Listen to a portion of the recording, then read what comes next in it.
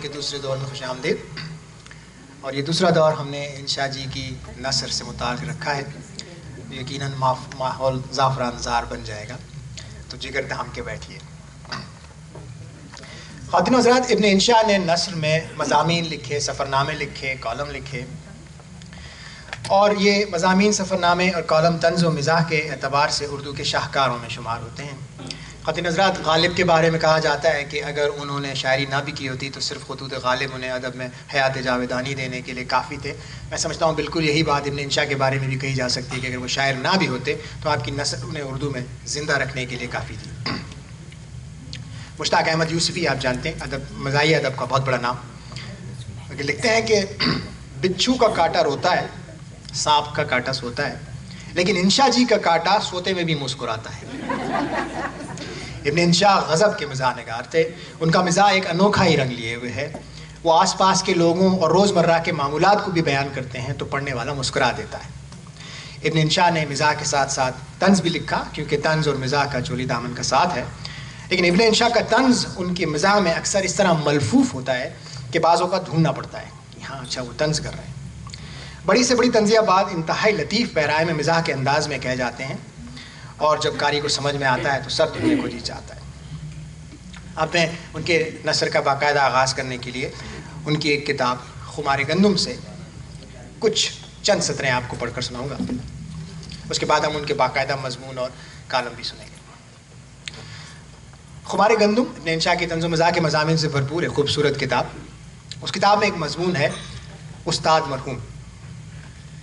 اس مضمون کا آغاز وہ بڑی روانی سے یوں کرتے ہیں: علادین نام تھا اور چراغ تخلص. اب آپ جب علادین اور چراغ کا باہمی ربط سامنے رکھیں گے تو استاد کا جو خاکہ آپ کے ذہن میں بنے گا, آپ مسکرائے بغیر نہیں رہ سکتے. آگے لکھتے ہیں استاد کے بارے میں کہ وطن معلوف ریواڑی جو گڑگاؤں کے مردم خیز ضلع میں اہل کمال کی ایک بستی ہے اور آم کے اچار کے لیے مشہور ہے.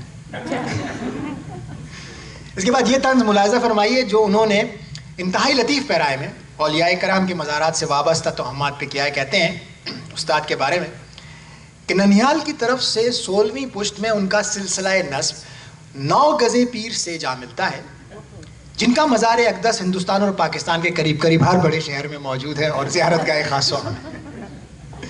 خواتین حضرات, یہاں تک تو پھر بھی برداشت تھا. آگے جو انہوں نے لکھا ہے آج بھی مجھے سوتے میں بھی اگر یاد آ جائے تو ہنس پڑتا ہوں.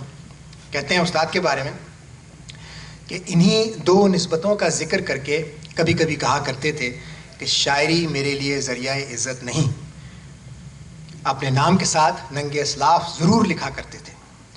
دیکھا دیکھی دوسروں نے بھی انہیں یہی لکھنا شروع کر دیا. تو آئیے ابن انشا کا ایک مکمل مضمون سنتے ہیں. اور جن صاحب کو میں زحمت دوں گا ہماری اردو اکیڈمی میں پہلی دفعہ تشریف لا رہے ہیں, اور میں آپ حضرات سے ان کا استقبال کرنے کی درخواست کروں گا, جناب ذیشان عباسی صاحب. السلام علیکم. شکریہ ارشد صاحب. ارشد صاحب نے کچھ مضامین مجھے بھیجے کہ اس میں سے کوئی چوز کر لو جو تم پڑھنا چاہتے ہو. تو چاندنی کی مناسبت سے چاندنی کی نہاری بہت مشہور ہے, تو ابن انشا کا ایک مضمون نہاری کے اوپر ہے, وہ پیش کرتا ہوں. کون ہے جس کے منہ میں نہاری کا لفظ سن کر پانی بھر نہ آئے. اس کا رواج دہلی اور لاہور میں زیادہ ہے, لیکن دونوں جگہ نسخے میں تھوڑا اختلاف ہے.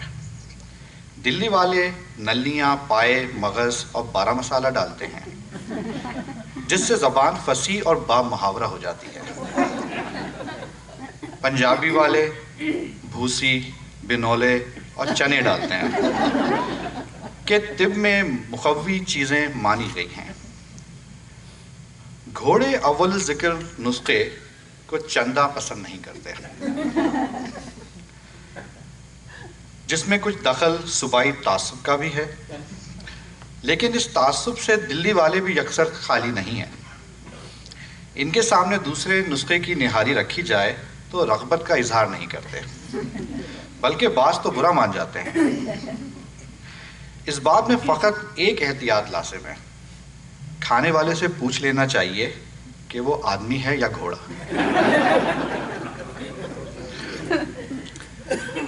لائق مصنف نے سمبوسا بیگن، کریلوں کی کھیر، تھالی کے بیگن وغیرہ تیار کرنے اور انڈا ابالنے کے سے وغیرہ کی ترکیبیں بھی دی ہیں، لیکن ہم نے خود مکمل باورچی خانے کی صرف ایک ترکیب آزمائی ہے، وہ ہے روٹی پکانے کی۔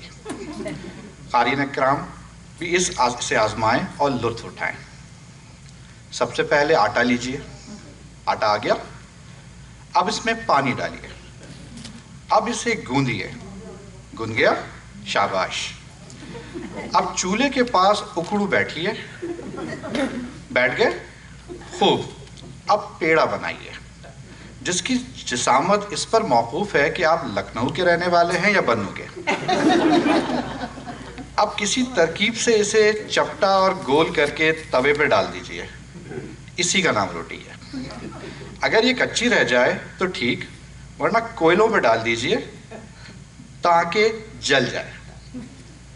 اب اسے اٹھا کر رومال سے ڈھک کر ایک طرف رکھ دیجئے اور نوکر کے ذریعے تنور سے پکی روٹیاں منگوا لیجئے۔ سالن کے ساتھ کھائیے، بڑی مزیدار معلوم ہوگی۔ مصنف نے دیباچے میں اپنے خاندانی حالات بھی دیے ہیں اور شجرہ بھی منسلک کیا ہے۔ ان کا تعلق دو پیازا کے گھرانے سے ہے، شاعر بھی ہیں، بیاہ شادیوں پہ ان کی خدمات بھی حاصل کی جا سکتی ہیں، دیگیں پکانے کے لیے بھی، صحرا کہنے کے لیے بھی۔ ہر ترکیب کے بعد مصنف نے اپنے اشعار بھی درج کیے ہیں، جس سے دونوں خصوصیتیں پیدا ہو گئی ہیں، باورچی خانہ کا باورچی خانہ، دیوان کا دیوان۔ شکریہ۔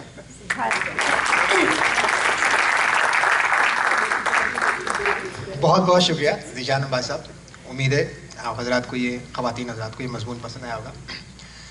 خواتین حضرات، محترمہ ڈاکٹر غزالہ انصاری جو کہ ہماری اس اردو اکیڈمی کی ایک بہت معتبر اور بہت پیاری شخصیت ہیں، اور آپ نے ان کو کئی بار یہاں پروگرامز کرتے ہوئے بھی دیکھا ہوگا، کراچی میں ابن انشا کی پڑوسی تھی، علامہ اقبال ٹاؤن میں۔ انہوں نے، یعنی ڈاکٹر غزالہ انصاری نے، مجھے ابن انشا سے اپنی پہلی ملاقات کا حال کچھ یوں سنایا۔ کہتی ہیں کہ ایک دن وہ اپنے گھر کے لان میں کچھ کام کر رہی تھیں کہ پیچھے سے ان کی 4-5 سالہ بیٹی نینا ایک آدمی کی انگلی پکڑے ہوئے گیٹ سے اندر داخل ہوئے، کہنے لگے امی امی دیکھیے میرے نئے دوست۔ انہوں نے مڑ کے دیکھا تو دیکھتی ہیں کہ ایک صاحب کھڑے، دیکھنے میں عام پاکستانی مردوں کی طرح تھے، مگر ان کے چہرے پر خاص چیز ان کی آنکھیں تھیں، بڑی بڑی گہری اور ذہین آنکھیں۔ ڈاکٹر غزالہ کہتی ہیں کہ اتنی ذہین آنکھیں میں نے اپنی زندگی میں نہ پہلے کبھی دیکھی نہ بعد میں۔ ان صاحب نے اپنا تعارف کروایا کہ میں آپ کا نیا پڑوسی ہوں، ابن انشا۔ ڈاکٹر صاحبہ اس وقت تک اس نام سے واقف ہو چکی تھیں، انہوں نے خندہ پیشانی سے استقبال کیا۔ انشا جی باہر ڈاکٹر صاحبہ کے نام کی تختی پڑھ چکے تھے تو کہنے لگے کہ آپ ڈاکٹر ہیں؟ ہماری ڈاکٹر غزالہ انصاری نے کہا جی ڈاکٹر ہوں۔ تو کہنے لگے کہ کیا پیدا ہوتے ہی پڑھائی شروع کر دی تھی؟ ڈاکٹر صاحبہ نے مسکرا کر کہا کہ نہیں، چند سالوں بعد شروع کی تھی۔ ڈاکٹر صاحبہ سے ہی مجھے معلوم ہوا، ڈاکٹر صاحبہ نے اس مضمون کی تیاری میں میری بڑی مدد کی، وہ آج کل میری لینڈ میں ہیں۔ انہوں نے مجھے بتایا کہ ابن انشا نے 2 شادیاں کی تھیں۔ ایک شادی تو ان کی روایتی گاؤں والی شادی تھی جس سے ان جیسے ذہین آنکھوں والے کی نبھ نہیں سکی۔ دوسری شادی انہوں نے شہر میں کی تھی اور اس دوسری بیوی سے ان کے 2 بچے تھے، اور یہ بیوی ابن انشا اور یہ بیوی، ان کی بیوی اور 2 بچے، یہ ڈاکٹر غزالہ کے پڑوس میں رہا کرتے تھے۔ ابن انشا کے بچوں کے نام سعدی اور رومی انہوں نے رکھے تھے۔ اسی گھر کا نام چاند نگر ہے، علامہ اقبال ٹاؤن کراچی۔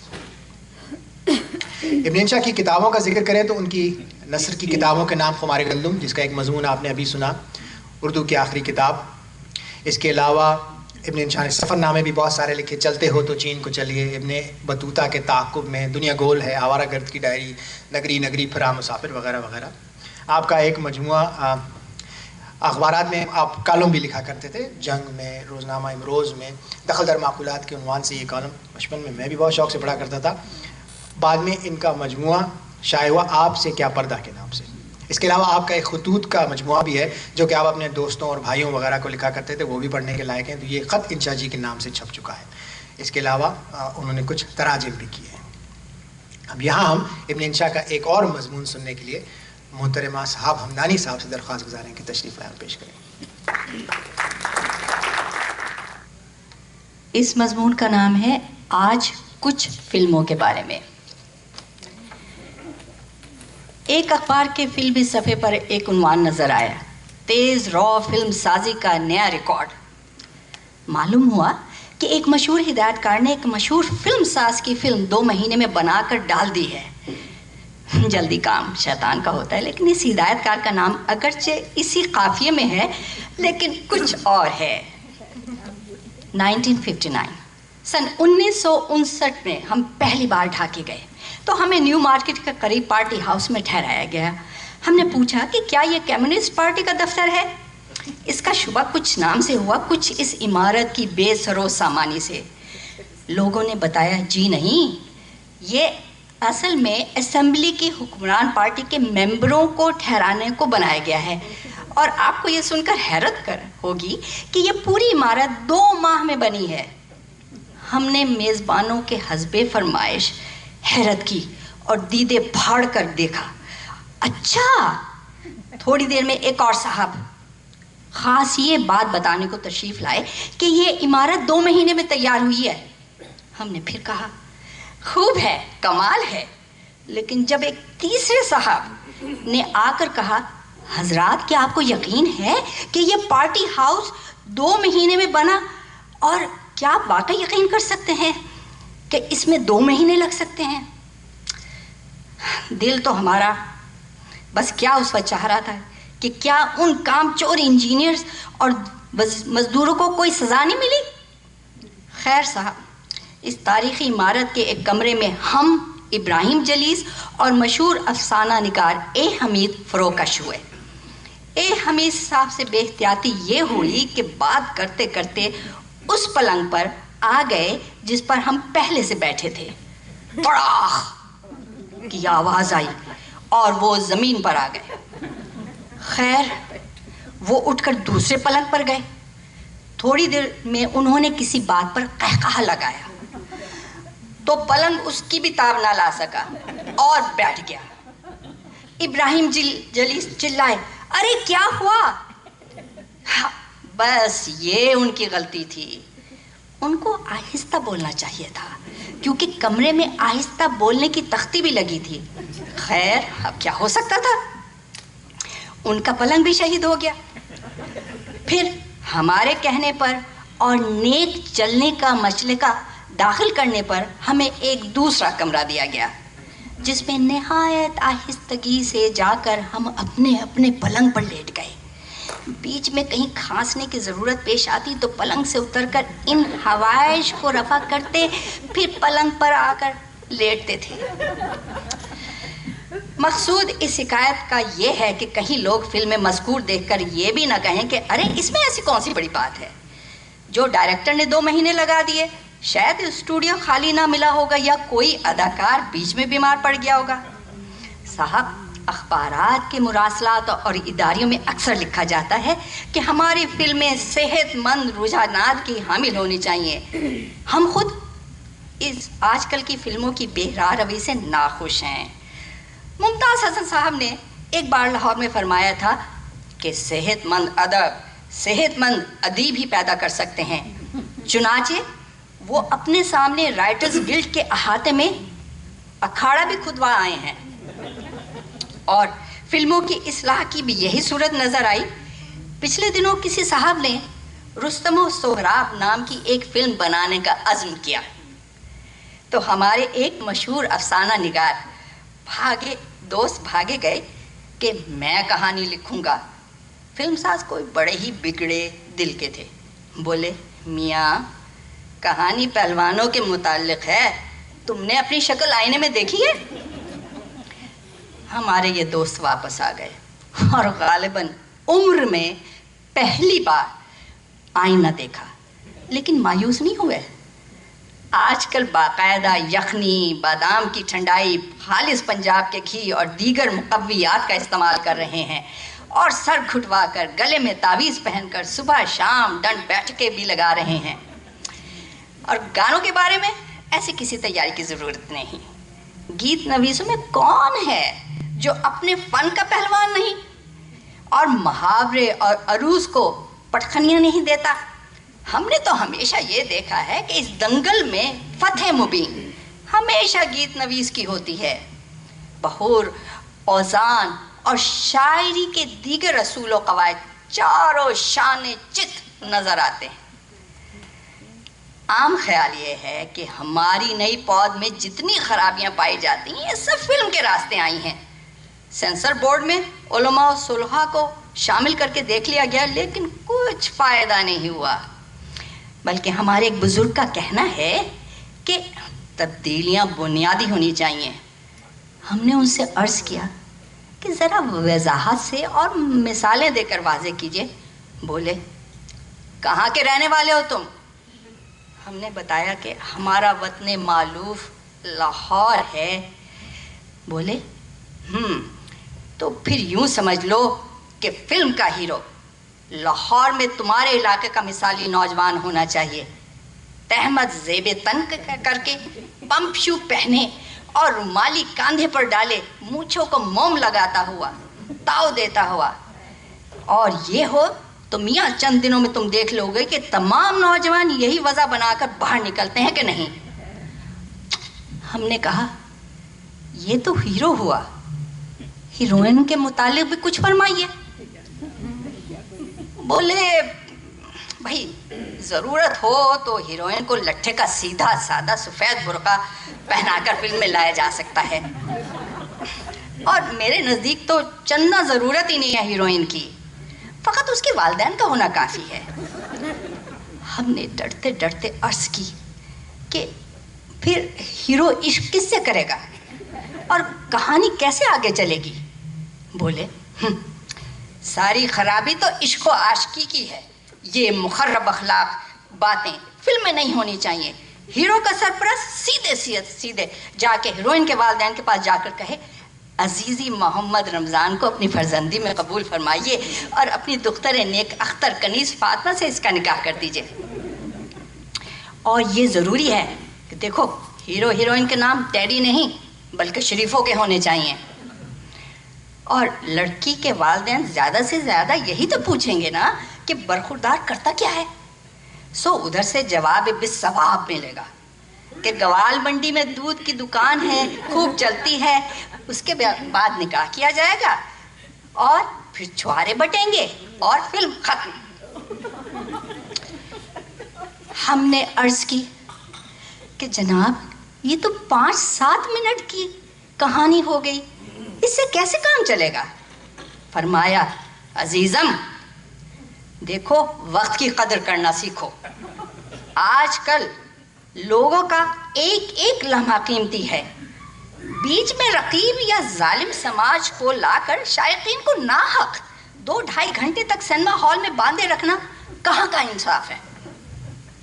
ہم تو چپ ہو گئے، لیکن ان بزرگ نے اپنا سلسلہ تقریر جاری رکھا اور کہا دیکھو یاد رکھو ہمیں ایسے ہیرو مطلق نہیں چاہیے جو ٹھرا پی کر آوارہ ہوں کی ہانک لگاتے پھریں یا پھر بے سری آواز میں گھگیائیں، یارو مجھے تو معاف رکھو میں نشے میں ہوں۔ ہمارے ہیرو کو تو چھاتی ٹھونک کر الٹے ہاتھ سے بکرا بھلا کر یوں للکارنا چاہیے اوئے پرے ہٹ کے گل کر اسی لسی پیتی ہوئی ہے۔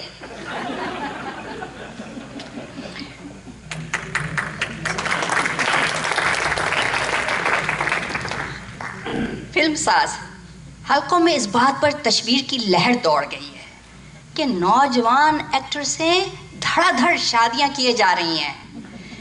ہوتا یہ ہے کہ ڈائریکٹر صاحب زرے کثیر خرچ کر کے سیٹ کھڑا کرتے ہیں، اداکاروں کو مکالمے یاد کرواتے ہیں اور ایسپرو کی گولیاں بھی کھاتے ہیں، اما بعد ہیروئن کے گھر آدمی بھیجتے ہیں کہ شتابی سے تشریف لے آئیں۔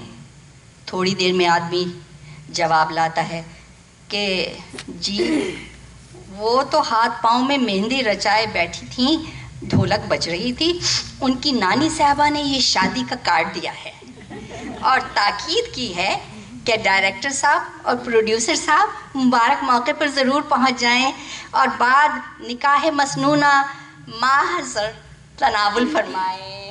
ماحضر زیادہ بھاری تحفہ لانے کی ضرورت نہیں. ہاں اگر کیمرہ مین موجود ہو تو ان کو ہمراہ لا کر ایک فلم ضرور کھینچ لیں. حضور ہمارے دیکھتے دیکھتے ان 2-3 سال میں کتنے ہی فلمی شادیاں، ستارے شادیاں کر کے آفتاب بن گئے. اگر ہم پوچھیں کہ مس بدر منیر کہاں گئیں، آج کل فلموں میں نظر نہیں آتی، تو جواب ملتا ہے کہ جناب وہ ایک ٹھیکیدار سے شادی کر کے بالکل بی بی نیک پروین بن گئی ہیں، پابند صوم و صلات ہیں، کشیدہ کاری سے شغف رکھتی ہیں، میاں کے کپڑے خود دھوتی اور استری کرتی ہیں، اور حج کے لیے نام بھی دے رکھا ہے قرہ قاضی کے لیے.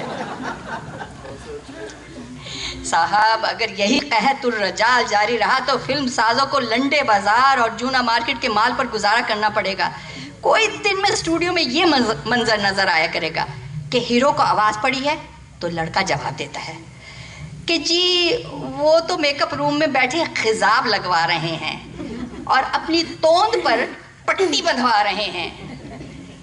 ہیروئن کی ڈھونڈیا پڑتی ہے تو تھوڑی دیر میں وہ لاٹھی ٹیکتی برآمد ہوتی ہیں. ڈائریکٹر کہتا ہے کیوں بی بی کیوں دیر ہوئی؟ تو فرماتی ہیں بیٹا کیا کروں، بتیسی ٹھیک کرانے کے لیے دندان ساز کے پاس بھیج رکھی تھی، کم بخت ٹھیک کام نہیں کرتا، آئے دن کوئی خرابی ہو جاتی ہے. چند دن میں پتہ چلتا ہے کہ شکل سماعت کا عرضہ بھی ہو گیا ہے. اداکاروں کو ہدایت کرنی پڑتی ہے کہ ہیروئن سے خطاب کریں تو مکالمے ذرا زیادہ زور زور سے بولیں، اور گنج کی تو کوئی بات نہیں، وگ سے ڈھانپا جا سکتا ہے. آواز بہر صورت پلے بیک ہوتی ہے اور اس میں راشق انداز، اثر آنے کا اندیشہ نہیں. ولن کو آنے کو دیر ہوتی ہے تو پتہ چلتا ہے کہ جوڑوں کے درد میں پڑا ہے، سانس کی تکلیف بھی ہے. کیا کرے بیچارہ یک پیری وسط ہے. ہمارے ایک فلم ساز دوست نے تو اس صورتحال میں اپنے لیے ایک نئی راہ نکالی ہے جس میں بقول ان کے دین اور دنیا دونوں کی فلاح ہے. ہوا یہ کہ فلم کی کاغذی تیاریاں مکمل کرنے کے بعد جس میں چندہ دقت پیش نہیں آتی کیونکہ کہانی اور گانے تو ان کے اپنے تھے، انہوں نے ہیرو ہیروئن کے بھاؤ پوچھے تو ان کے قدموں تلے سے زمین نکل گئی. جب معلوم ہوا، یہ اس زمانے کی بات ہے، کہ مس مارکا آرا 40,000 روپے لے رہی ہیں اور مس چراغ رخ زیبا نے کہا بھائی میں اگلے 5 سال تک آنے والی فلموں کے لیے بک ہوں، تاہم 20,000 روپے اگر آپ ایڈوانس دے دیں تو غور کروں گی. مشہور رقاصہ مس بی جمالوں نے عذر شرعی کیا، بھائی میں تو پردہ نشین ہو گئی ہوں، فلم کی بات 20واں جانے، ہم بہو بیٹیاں یہ کیا جانے. اور زبیہ بیگم اپنے بڑے لڑکے کی شادی کے انتظامات میں مصروف پائی گئیں. مس نانی کا نواسا بیمار. ہیرو میں جو میاں خرگوش کمار ہیں ان کا بھاؤ تو بہت تیز نکلا. سنا کہ فقط بونس واؤچر پر مل سکتے ہیں. ناچار ہمارے دوست نے فیصلہ کیا کہ وہ اپنی بیوی کو برقع پہنا کر ہیروئن بنائیں گے، اور اس کے لیے کہانی اور سینیریو میں کچھ ترمیم کرنی پڑی، جس کے لیے محلے کے جو خطیب تھے اور ان کا نام تھا مولوی عبدالولی آسی، ان سے خاصی مدد ملی، جو ایک شعلہ طراز ادیب ہیں اور مولوی فاضل کی سند رکھتے ہیں. ہم نے منظر نامہ بھی دیکھا ہے. نام فلم کا کیا ہے؟ حیا کی بیٹی. اگرچہ مولوی آسی صاحب مصر تھے کہ اس کا نام بنت مومن ہونا چاہیے، اور ساری فلم میں ہیروئن نہ برقع اٹھاتی ہے نہ کسی نامحرم سے کلام کرتی ہے، البتہ کبھی کبھی سر ضرور ہلا دیتی ہے. اور ہیرو کا کام تو ہمارے دوست خود کریں گے، اس میں کوئی امر مانے نہیں، کیونکہ حسن صورت تو ایک اضافی چیز ہے بھائی، اصل چیز تو حسن سیرت ہے جس سے یہ مالا مال ہیں. پھر کہانی میں عشق کے اجزاء یکسر خارج کر دیے گئے ہیں. سارا وقت ہیرو ہیروئن مسئلے مسائل پر گفتگو کرتے ہیں، اور ہر سین کا اختتام اذان کی روح پرور آواز سے ہوتا ہے، جسے سنتے ہی ہیرو اٹھ کر کہتا ہے اچھا تو محترمہ اب میں چلا نماز پڑھنے کو، پھر ملیں گے اگر خدا لایا۔ ہیروئن کی سہیلیاں اور سکھیاں بھی برقعوں میں ملبوس ہیں، اور ولن تک کے چہرے کی داڑھی پر اور آنکھوں میں سرمے کی تحریر ہے۔ گانے اس فلم میں نہیں ہیں، ہاں 2-3 جگہ قوالی ضرور ہے، اور ہمارے دوست کو امید ہے کہ یہ فلم متدین طبقوں میں بہت مقبول ہوگی۔ رسالہ فاران کراچی اور رسالہ تجلی دیوبند اور رسالہ ترجمان القرآن میں اس کا پے در پے اشتہار دیا جائے گا، اور مسجدوں کی دیواروں پر پوسٹر لگائے جائیں گے۔ شکریہ۔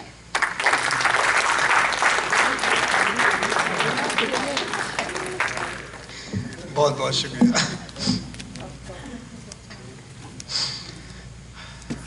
خواتین حضرات، آگے بڑھتے ہیں۔ ابن انشا کی ایک کتاب میں نے آپ سے ذکر کیا، ان کی نثر کی کتابوں میں خمار گندم کے علاوہ اردو کی آخری کتاب، یہ ایک مشہور نام ہے۔ میں سمجھتا ہوں کہ اردو میں مزاح نگاری کی تاریخ ادھوری رہ جائے گی اگر ہم اس میں ابن انشا کی اردو کی آخری کتاب کو شامل نہ کریں۔ یہ کتاب پہلی بار 1971 میں شائع ہوئی تھی، تب سے لے کر آج تک ہر دور میں مطبوعہ ہے، ہر دور میں ان پرنٹ ہے، آپ کو ملتی ہے۔ اس سے آپ اس کی مقبولیت کا اندازہ کر سکتے ہیں، پڑھنے سے تعلق رکھتی ہے اور خاصے کی چیز ہے، اور انٹرنیٹ پر بھی آج کل دستیاب ہے، اس کا برقی ایڈیشن انٹرنیٹ پر بھی موجود ہے، جا کے صرف سرچ کیجئے اردو کی آخری کتاب۔ وجہ تسمیہ اس کتاب کی یہ ہے کہ پاکستان میں اردو ایک مضمون ہے جو ہر جماعت میں ہوتا ہے۔ پہلی جماعت میں اردو کی پہلی کتاب، دوسری جماعت میں اردو کی دوسری کتاب، تیسری جماعت میں تیسری کتاب، چوتھی میں، اس طرح سے چلتا رہتا ہے۔ لامحالہ ایک سوال ذہن میں آتا ہے کہ یہ رکے گا کہاں؟ ابن انشا نے اس کا حل نکال دیا اور اردو کی آخری کتاب لکھ دی۔ اس میں بہت بہت خوبصورت اسباق ہیں اور پڑھنے سے تعلق رکھتی ہے کتاب۔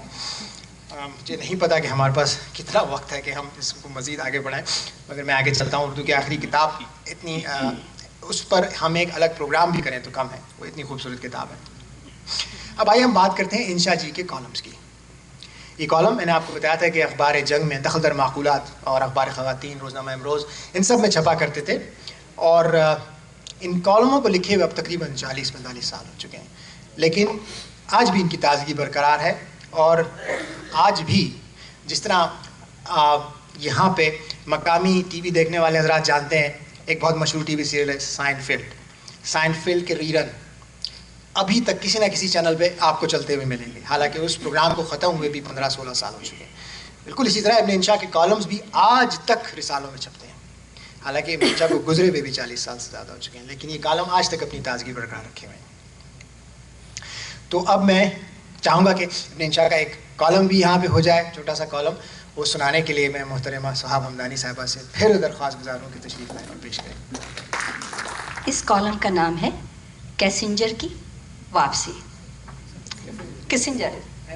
ہنری کیسنجر میں اردو پڑھ رہی ہوں۔ ہمارے دوست مرزا جمیل الدین علی میں خدا نے کام کرنے کی قوت و صلاحیت بے پناہ رکھی ہے، اتنی کہ ایک آدھ مصروفیت یا فقط کار منصبی سے اس کا ازالہ نہیں ہو سکتا۔ ایک طرف وہ بینک کے اعلیٰ عہدیدار ہیں، دوسری طرف انجمن ترقی اردو کے اعزازی سیکٹری، ایک مدت تک یہ پاکستان رائٹرز گلڈ کے سیکٹری بھی رہے ہیں۔ ہاں، اردو کالج کے زمام کار بھی ان کے ہاتھ میں تھی، اور اس زمانے میں معلوم ہوا کہ انجمن باشندگان لوہاروں کے بھی وہ نائب صدر ہیں، ایک ہاؤسنگ سوسائٹی کے خازن بھی تھے۔ ان تمام اداروں کے معاملے ان کے پاس آتے تھے، ایک ہی میز پر آتے تھے، اور وہ باحسن وجوہ ان سے عہدہ برآ ہوتے تھے۔ لیکن بندہ بشر ہے بھائی۔ ایک بار ہم نے دیکھا کہ رائٹرز گلڈ کی فائل پر سفارش لکھی آئی ہے کہ 400 گز کے سارے پلاٹوں کی الاٹمنٹ منسوخ کر دی جائے۔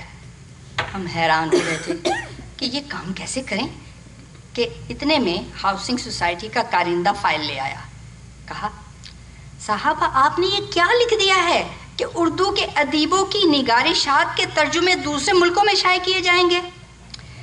تو آخر اس فائل کا نوٹ اس فائل پر اور اس فائل کا اس پر منتقل کیا گیا۔ ایک بار جناب نے انجمن کی فائل پر لکھ دیا تھا कि मुल्तान में बैंक की 2 ब्रांचें और खोल दी जाएं, और बैंक की फाइल पर लिखा था कि मसनवी कदम राव की इरशाद का जल्द बंदोबस्त किया जाए। कल अखबार में एक और जमीलुद्दीन आली का जिक्र मैंने पढ़ा, जिसका नाम हेनरी किसिंजर है, और जिनके पाँव की गर्दिश का आप पढ़ते ही रहते हैं कि आज कहीं, कल कहीं, सुबह कहीं, शाम कहीं। बेशक सफ़र करने में हमारे साथ भी ऐसा ही होता है कि कभी जापान में हांगकांग के सिक्के चलाने की कोशिश करते हैं, और हांगकांग में बैंकॉक वाले होटल के कमरे की चाबी मांगते हैं, और कोरिया में शुक्रिया जापानी ज़बान में अदा करते हैं। लेकिन कैसिंजर की कहानी ज़्यादा दिलचस्प है। लीजिए अब कैसिंजर की कहानी आर्ट, जो भी बाखलिक की ज़बान है। जब हेनरी किसिंजर साहब मुख्तलिफ मुल्कों के दौरे ख़त्म करके वाशिंगटन में सदर फोर्ड के पास गए तो उन्होंने पूछा, मियाँ कैसिंजर, कैसा रहा तुम्हारा दौरा? हेनरी, बहुत अच्छा रहा मिस्टर प्रेसिडेंट। मैं जहाँ गया लोगों को अपने ढप पर ले आया और अपनी बात मनवा कर उठा। मसलन मैंने इंदिरा गांधी को इस बात पर राज़ी कर लिया है कि वो अपने तेल की कीमत $10 फी बैरल कम करेंगे। फोर्ड ने कहा, लेकिन हेनरी, हिंदुस्तान तो तेल बरामद करता ही नहीं, उसके यहाँ तो तेल होता ही नहीं। अच्छा, ये बात है, तभी मैं कहूँ कि मिसिस गांधी ने इतनी जल्दी कैसे मेरी दरख्वास्त पर साथ कर लिया। अच्छा, तो ये बताओ कि रूस में बातचीत कैसी रही? बहुत अच्छी रही। हम मिस्टर ब्रेज़नेव को एक एटॉमिक एनर्जी प्लांट दे रहे हैं। हाँ? क्या तुम रूस को एक एनर्जी प्लांट दे रहे हो? तुम्हें तो ये कहना चाहिए था कि अपने जौहरी हथियारों में कमी करें। लेकिन ये बात तो मैंने बांग्लादेश के से मनवा ली है, मिस्टर प्रेसिडेंट, के जौहरी हथियार बनाना कम कर दें, और उन्होंने वादा भी कर लिया है कि वो अमेरिका की ख्वाहिश के एहतराम में इस साल एटम बमों की तैयारी रोक देंगे। फोर्ड, हाँ, बांग्लादेश हथियार बनाए ना बनाए इससे हमें क्या वास्ता। और ये बात बताओ हेनरी कि तुमने, ओहो मिस्टर प्रेसिडेंट, मैं क्या अर्ज करूं, सुबह कहीं होता था, शाम कहीं होता था, एक टांग यहाँ दूसरी टांग वहाँ, इसी में गड़बड़ हो गई। वो एटॉमिक एनर्जी प्लांट मुझे किसको देना था भला? अरे भाई, मिस्र के सदर सादात को।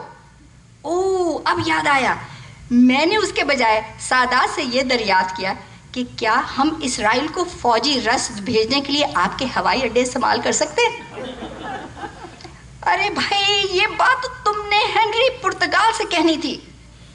ओह गॉड, मैं बेशक कितना बुद्धू हूं। तो तुमने पुर्तगाल को क्या कहा?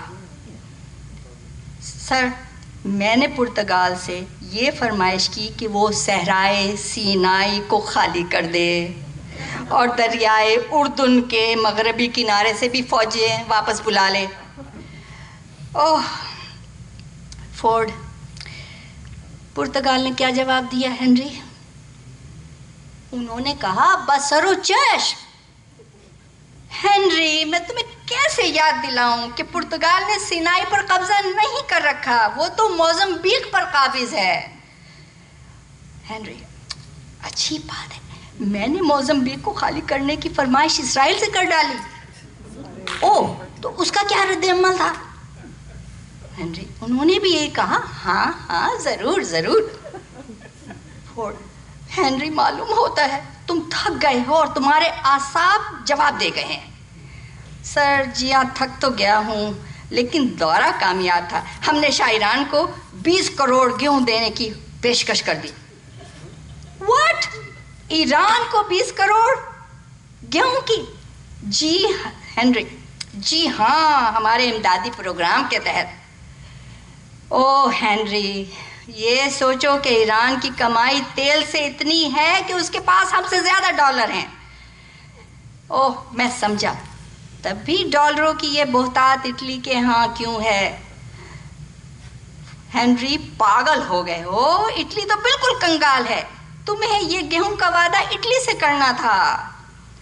हेनरी, ओह ہو بڑی چوک ہو گئی. دراصل اٹلی اور ایران کے نام ایک دوسرے سے اتنے ملتے جلتے ہیں کہ میں ہمیشہ گڑبڑا جاتا ہوں. فورڈ صاحب کہتے ہیں اصل میں غلطی میری ہے ہنری, مجھے تم کو ایک ساتھ اتنے سارے ملکوں میں نہیں بھیجنا چاہیے تھا. آدمی واقعی بوکھلا جاتا ہے. اچھا یہ بتاؤ تم پاپائے روم سے ملے تھے؟ جی ہاں ملا تھا. انہوں نے مجھے شرف باریابی بخشا. میں نے انہیں آپ کا پیغام بھی دے دیا. کون سا پیغام؟ بھائی یہی کہ وہ امریکہ سے نئے لڑاکے ہوائی جہازوں کے 12 اسکواڈرن خریدیں گے. اوہ اچھا, اب میں تم سے آخری سوال کرتا ہوں ہنری, اگر تم نے پوپ سے لڑاکا جہازوں کے اسکواڈرن خریدنے کی فرمائش کی ہے تو ہمارے لیے دعا کرنے کے لیے کس کو کہا؟ مسٹر پریزیڈنٹ, یہ بھی کوئی پوچھنے کی بات ہے؟ شاہ فیصل سے.